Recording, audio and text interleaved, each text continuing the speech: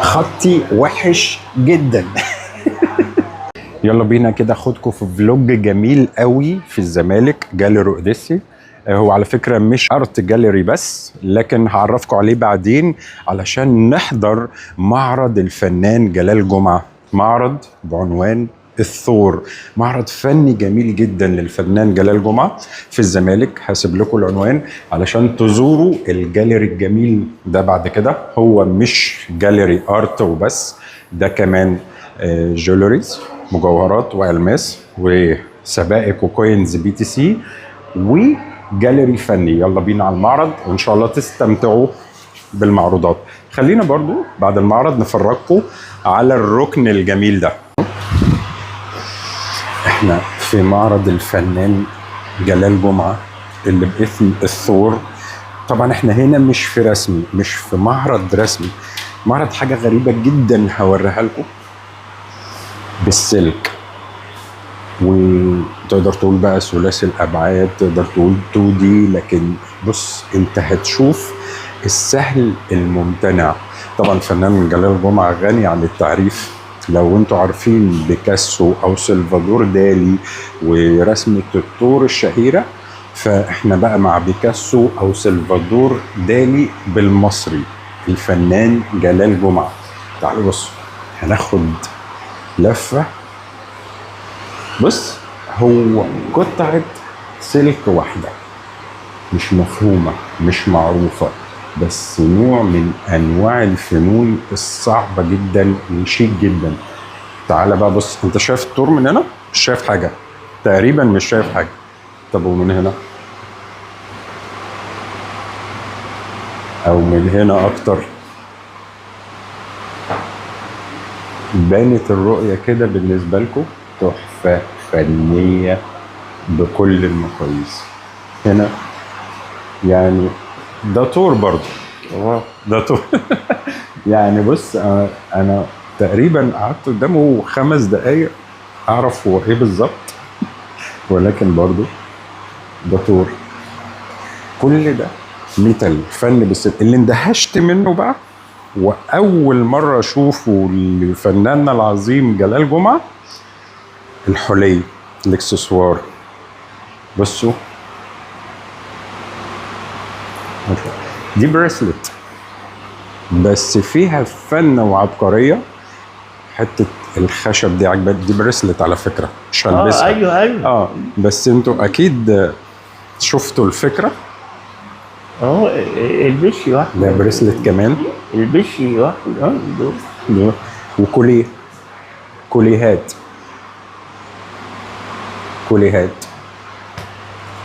بصراحه اول مره اشوف الفنان جلال جمعة موضوع الحلي ده، بس ابهرني. شايفين ده؟ فاكرين عارفين السلك الرباط اللي بنستخدمه في مواد البناء وحديد التسليح ده؟ اشبه له جدا. بس انا عاوز افرجكم، التفاصيل جميله، التفاصيل هايله. وش الطور هنا شوفوا تحفه قوي. ده سلك واحد، سلك واحد فقط، مش كده؟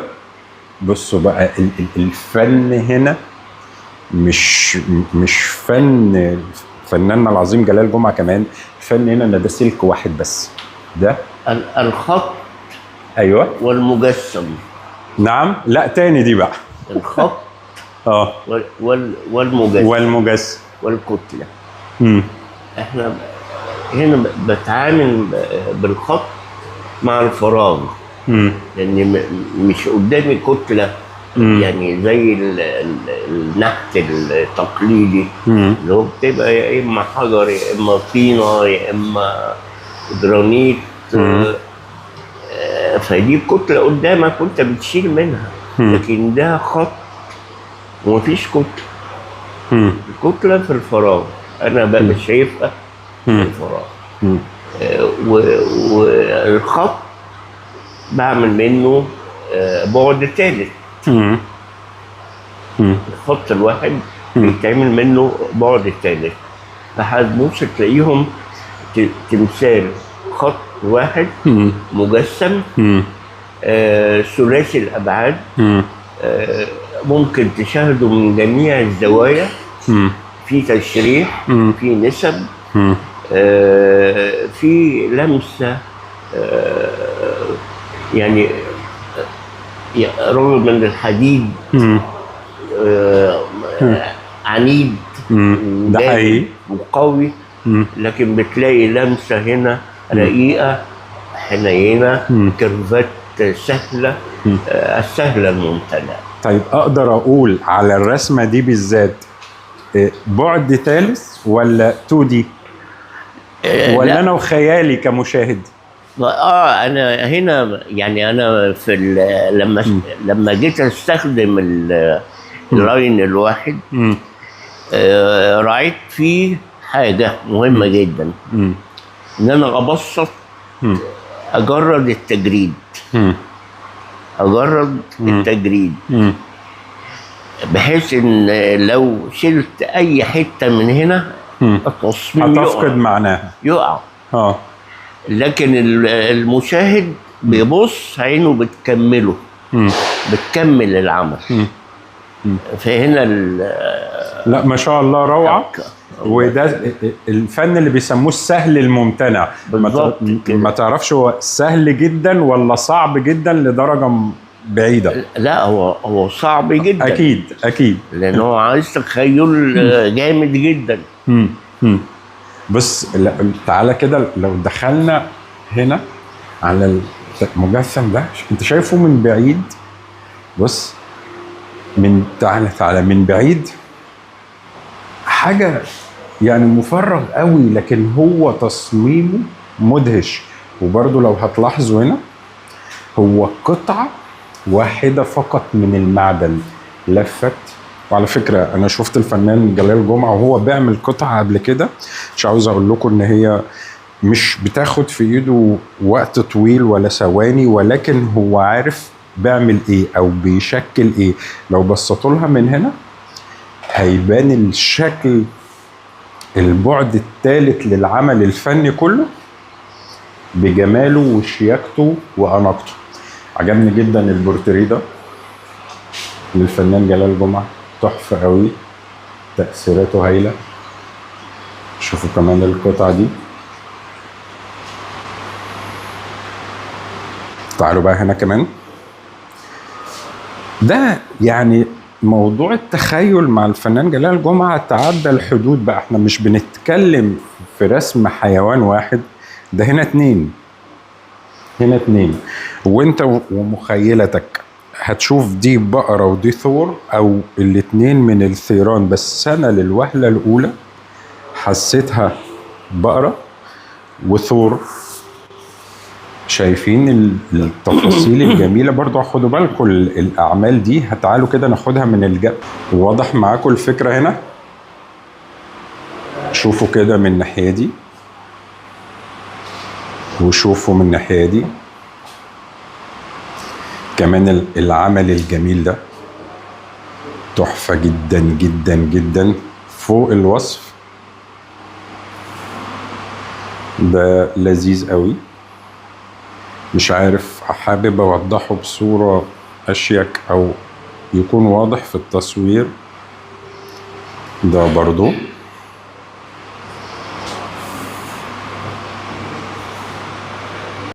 هنا المجموعة كلها جميلة. انا مش عارف انتوا شايفينها ازاي وانا شايفها ازاي. يعني من هنا هيكون ليها منظور، من هنا ليها منظور تاني مختلف تماما. يعني انا لما سألت الفنان جلال جمعة قال لك ده تجريد التجريد. يعني احنا كمان تخطينا الفن التجريدي وعملنا تجريد للفن التجريدي اساسا. قطعة عاملة زي التماثيل البرونزية تديلك الإيحاء، ولكنها تحفة. ولكم برضو أن تتخيلوا أن كل ده قطعة واحدة من السلك بتتحول للفن الجميل ده. عشان دي تفاصيلها ملمومة، دي صعبة. دي يعني تجيبها من كل الزوايا بالظبط كده. احنا شفنا دي تقريبا صح؟ القطعة الكبيرة دي هي لها سكيز موجود هنا. بيبقى تقريبا 7-8 سنتي سلك رباط اللي بيستخدمه المهندسين المعماريين في الخرسانات وكده. وبعد كده لما بطمن قوي بقى انها حته قويه ببتدي انفذها بالسكيل اللي انت عاوزه بقى او كبير. مم. طبعا قطاع الحديد بيختلف، الحجم بيختلف، الصنعه نفسها بتختلف، التولز اللي بستخدمه غير البنسة. لا دي الحديد ده هو انا عايز تسخين يعني عشان اطوعه يعني. ايه فكرتك انك تعمل تطوع فنك في الحلي المرة دي في المعرض ده؟ لا هو الحلي يعني حاجة جنب المعرض. يعني انا بجرب كل حاجه. انا مش متخصص في الحلي، لكن انا بجرب يعني اعرف اسبك، اعرف اعمل حته حليه نظيفه، اعرف اشتغل في حاجات دقيقه جدا كده. بس انك تحول الفن لقطع حليه، انا اندهشت بيها في المعرض ده الصراحه، اول مره اشوفها في احد معارضك. ممكن تكون انت نفذتها قبل كده، بس انا بالنسبه لي كمتابع كنت اول مره اشوف فنك داخل في الحلي السنه دي. لا هو انا عملت الحكايه دي في المعرض اللي فات. انا بعمل معرض واحد في السنه كان عن الديك. الديك بس يعني 33 او 35 ديك، كل واحد تصميم شكل. والمره دي الثور، المره دي الثور، واللي جاي ان شاء الله هيبقى الحصان وبعديه الغزاله. ما شاء الله، بالتوفيق دايما ان شاء الله. القطعه دي بالنسبه لي غريبه. والاسد امتى؟ لسه طالبين مني. لا هو ما شاء الله في المجسمات ما شاء الله. انا بالنسبه لي كمشاهد القطعه دي مش فاهمها، دي بالذات ما قدرتش افهمها. طول يعني هو تصميم غريب.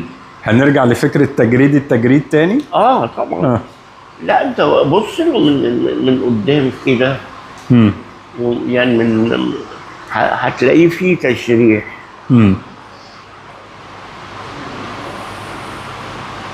هو تنويع.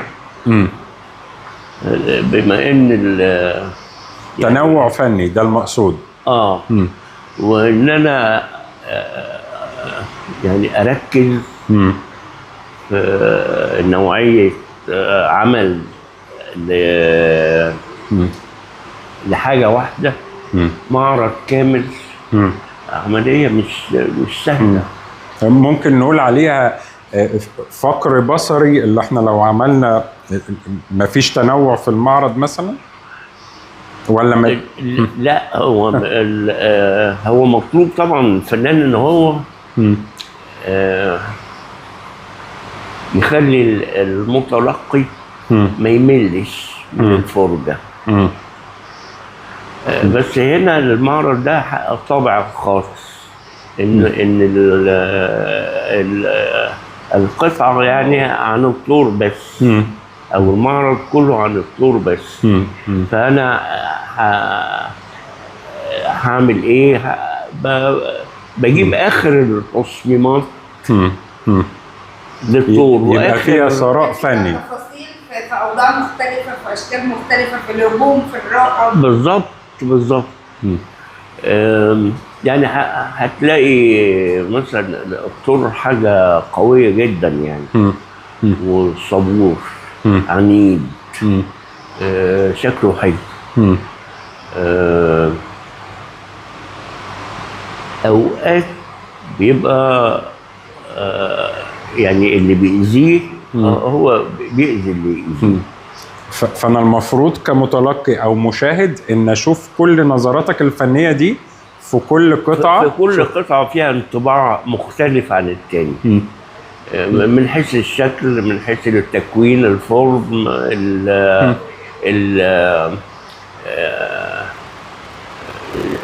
الصفات، صفات الطور. هتبص تلاقي يعني الشايب ده بيرفص، فيها حركه اكتر، فيها حركه، بيرفص. في هتلاقيه كان مكانه ما بيعملش حاجه. ده جسمه كده يديك احساس بالقوه، الضخامه بالظبط، والقوه، قوي البنيان مثلا. ده انا شفته يعني طور بس صغير في السن، شباب، هو مسالم كمان، مسالم. يعني مش في وضع هجوم او استفزاز او اي حاجه. انا سعيد بوجودي في المعرض. الله يخليك، وسعيد اللي انا شفتك.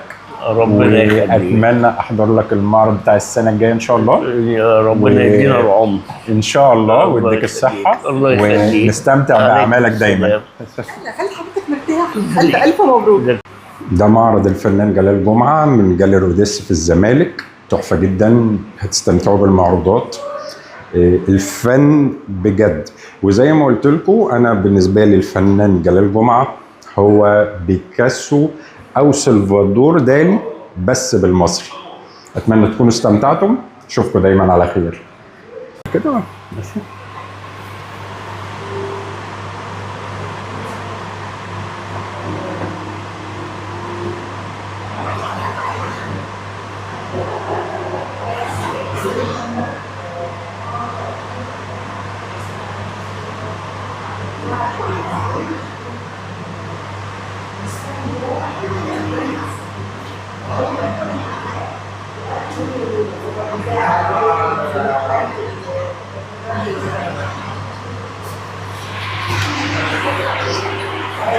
خطي وحش جدا.